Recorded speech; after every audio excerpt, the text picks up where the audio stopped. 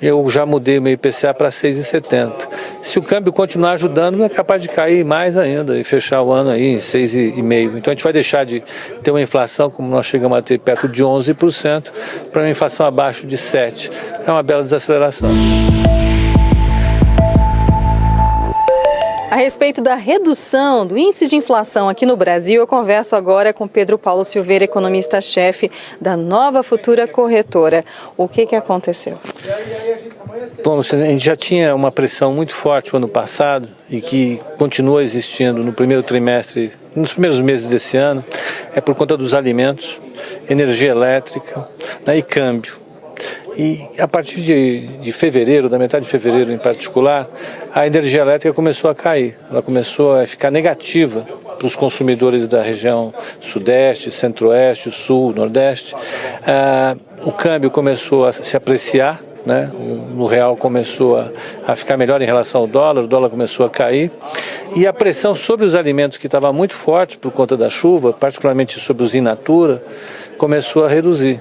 Isso fez com que os índices de preço caíssem. Então, consecutivamente, agora nas últimas semanas, a gente viu o IPCS semanal da Fundação Getúlio Vargas se desacelerar, o IPC semanal da FIPE se desacelerar, e saiu o IPCA 15 com um nível bem elevado, o IPCA, que vem 15 dias depois, já desacelerando. E, finalmente, a primeira prévia do IGPM se desacelerando também. Então, parece que a pressão dos preços começou a ser reduzida e começou a ficar mais leve. O item transportes também teve um peso aí nessa redução, não? No início do ano, praticamente todas as prefeituras importantes na aferição do IBGE deram um reajuste importante, né? São Paulo, Rio de Janeiro, Salvador, Belo Horizonte.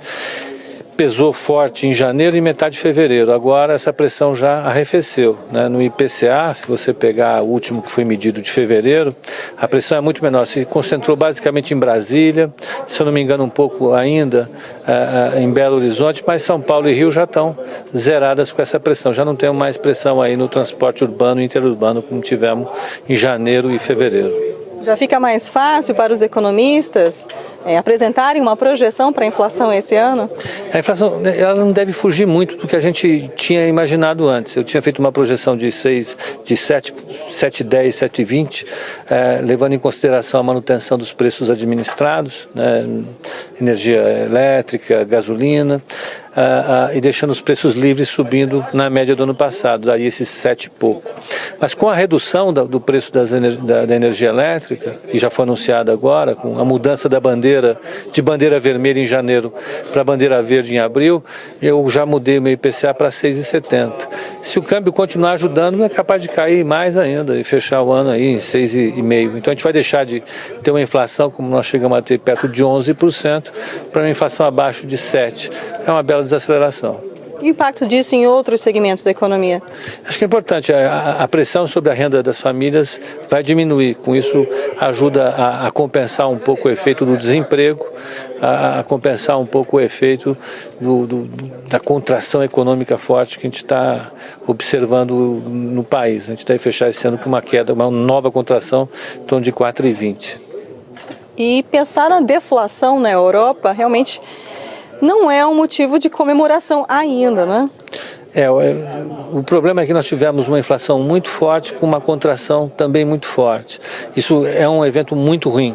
Acho que pior que esse evento só o que você falou, só o que está acontecendo efetivamente na Europa, porque está sendo difícil para o Banco Central Europeu, a gente está vendo isso, ele colocou a taxa de juros de menos 0,3 para menos 0,4, vai aumentar a expansão da moeda lá e nem por isso as pessoas estão mudando o pensamento em relação à taxa de crescimento. A taxa de crescimento vai continuar devagar e os preços estão, em termos anuais, pelo índice de preço ao consumidor deles lá, eles estão com uma variação negativa em 12 meses. É uma situação horrível, difícil de controlar e a nossa aqui, eu espero, vai ser mais fácil de controlar. Em 1 ou 2 anos a gente consegue escapar desse inferno que está vivendo.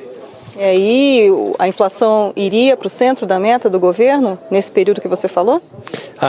Em 2 anos ela vai para o centro da meta, com certeza. Eu acho muito pouco provável que...